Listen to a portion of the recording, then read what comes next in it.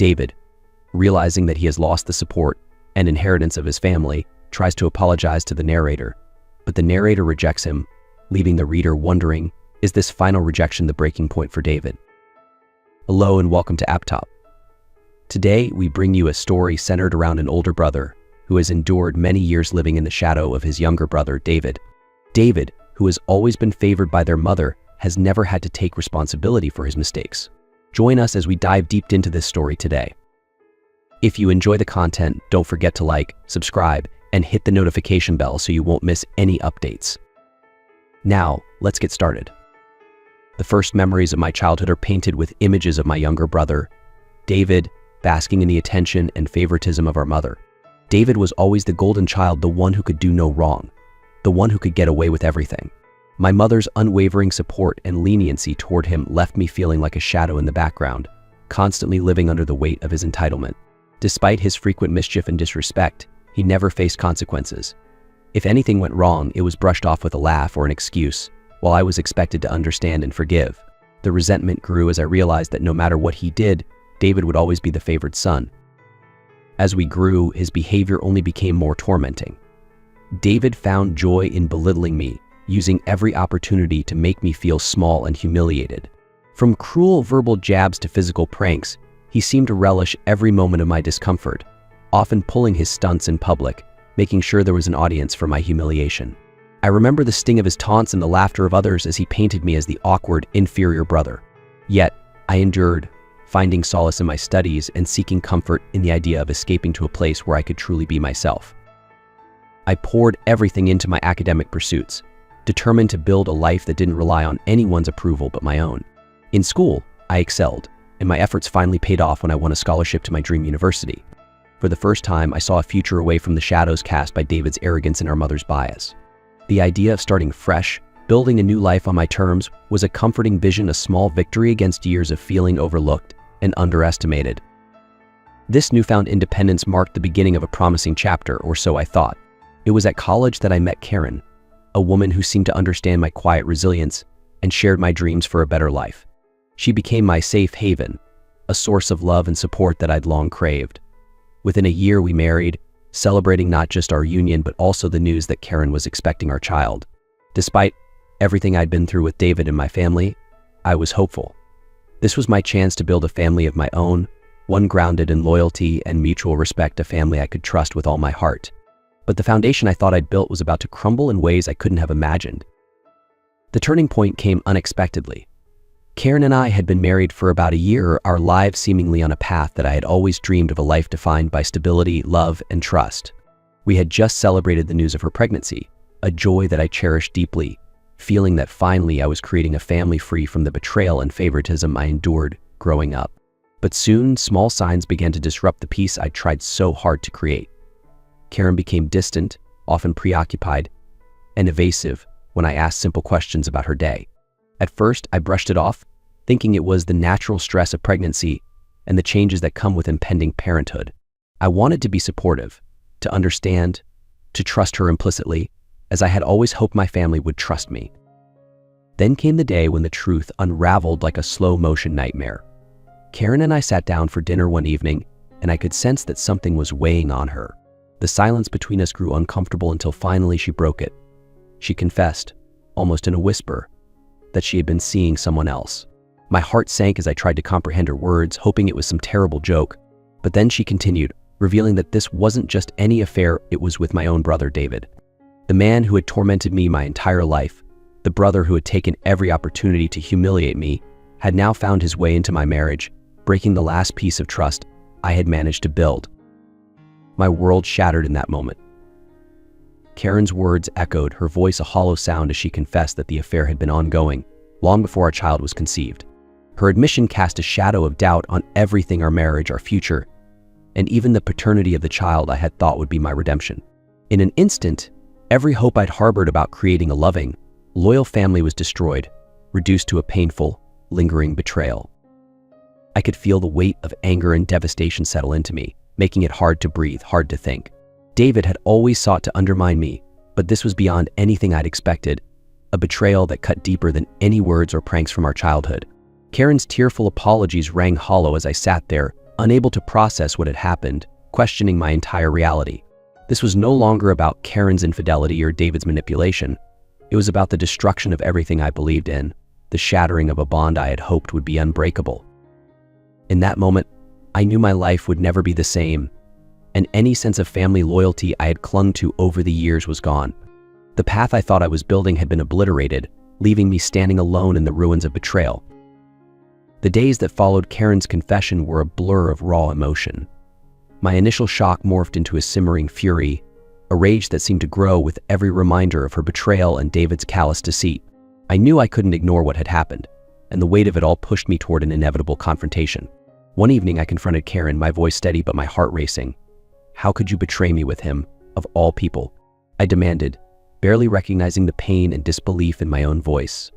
She looked at me with tear-filled eyes, struggling for words, attempting to explain it as a mistake that she couldn't stop. Her pleas for forgiveness fell on deaf ears as I realized how deep this betrayal had run. She had destroyed everything we had built together, every promise, every shared dream. But the confrontation with Karen was only the beginning. I knew I needed to confront my parents next, to reveal David's true nature, the side of him they'd always chosen to ignore. When I told them what he had done, they were initially in disbelief. My father, who had always valued family loyalty and integrity, looked stunned, as though he were seeing David for the first time. My mother, however, tried to defend him, insisting it couldn't be true. But the more I explained, the more the truth became undeniable, and I could see my father's disappointment turning into anger. Finally, after a long silence, my father spoke, his voice heavy with regret and resolve. "David has betrayed not only you but this family as a whole," he declared, his words carrying the finality of a decision long overdue. To my surprise, he decided to cut David off from the family's financial support, a move that left David with no safety net, no privileges, and above all, no more special treatment. For years, David had taken everything for granted, including our family's wealth and unconditional support. But now he was left to face the consequences of his actions.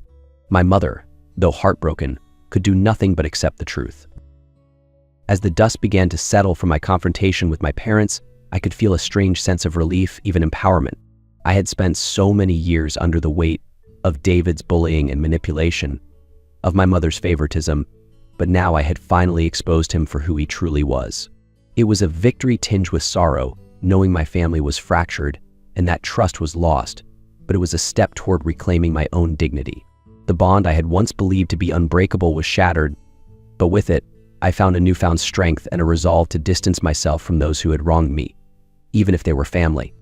The breaking point came when David, realizing he had lost his family's support and his easy access to financial security, came to me in desperation.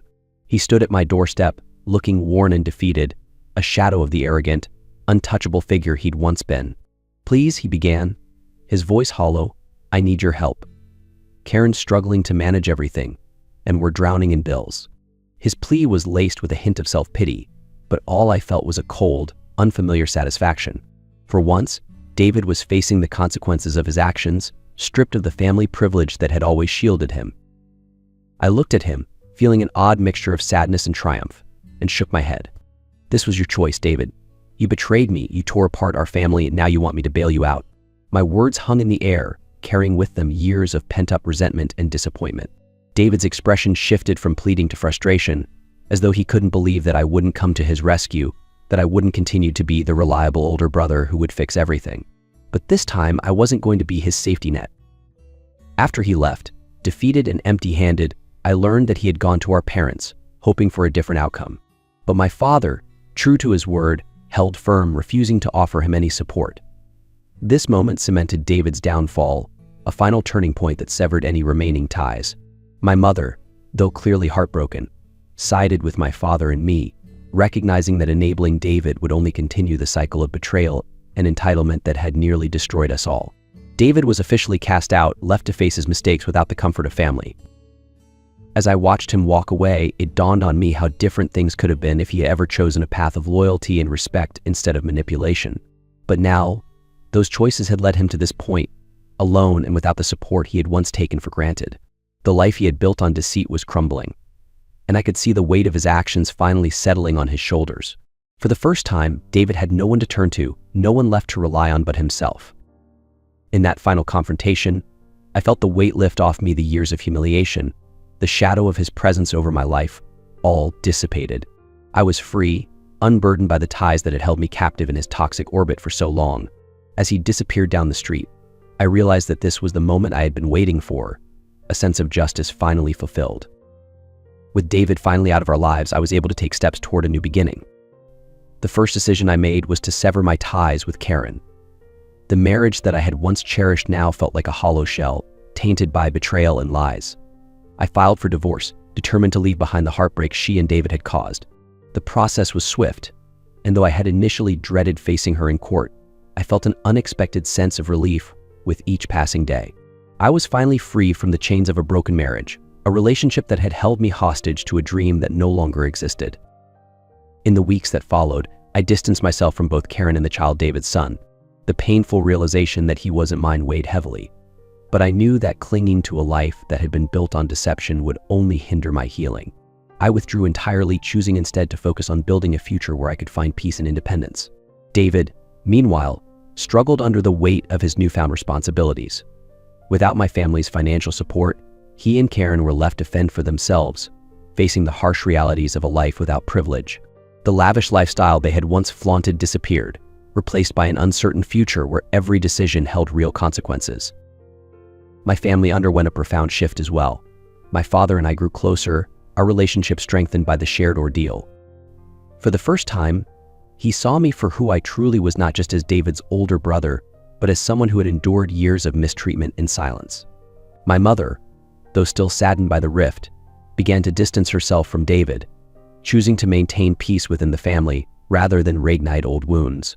The dynamics that had once been tilted so heavily in David's favor had now shifted, leaving me in a place of newfound respect and understanding.